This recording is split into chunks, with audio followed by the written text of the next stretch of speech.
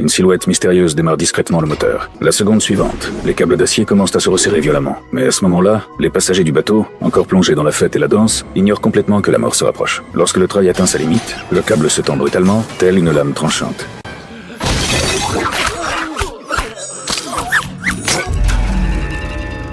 Quand les passagers réalisent enfin le danger, il est déjà trop tard. Tous les passagers du navire sont instantanément coupés en deux par le câble, sauf une petite fille qui, à cause de sa petite taille, échappe miraculeusement à cette catastrophe. Elle regarde autour d'elle avec terreur et découvre que sur tout le navire, il ne reste absolument aucun survivant. 40 ans passent, ce mystérieux paquebot reste toujours introuvable. Jusqu'au jour où un homme qui se présente comme pilote retrouve des ouvriers du port en train de manger. Il leur montre une photo qu'il a prise par hasard. Sur cette image, un luxueux paquebot flotte dans les eaux internationales. L'homme leur propose un marché. S'ils acceptent de récupérer ce navire, il ne demande que 20% de la récompense.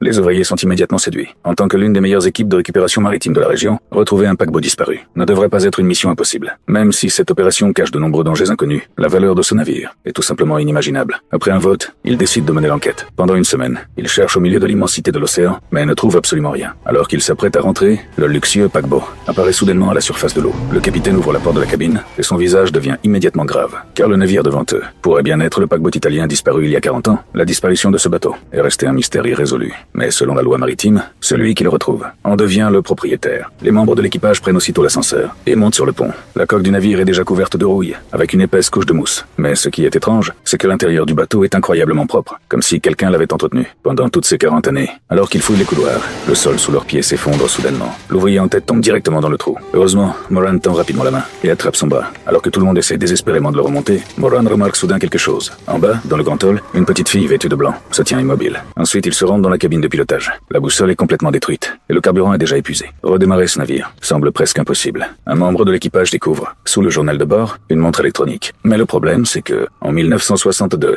les montres électroniques n'existaient même pas encore. Cela révèle une vérité terrifiante. Ils ne sont pas les premiers à être montés à bord de ce navire. Déçu, le capitaine décide de remorquer le bateau dès le lendemain, puis de le démonter pour l'inspecter. Après avoir examiné la coque, il découvre un énorme trou dans le navire. Tout indique qu'il aurait percuté un iceberg. Pour le réparer, il faudra au moins 3 jours. Après discussion, il décide de rester pour effectuer les réparations. Rapidement, toutes les provisions sont transportées à bord. Avant de commencer les travaux, ils inspectent entièrement le paquebot. L'équipe est divisée en plusieurs groupes, chacun partant explorer une zone différente. En inspectant la blanchisserie, Morgan ouvre une porte de la cabine. La seconde suivante, une énorme quantité d'eau de mer jaillit soudainement et la projette directement au sol. Lorsqu'elle réussit enfin à se relever, la scène devant elle la fige complètement. Plusieurs corps en décomposition flottent dans l'eau. Sa première réaction est de quitter immédiatement ce bateau maudit. Mais ce qu'elle découvre ensuite va complètement changer sa décision.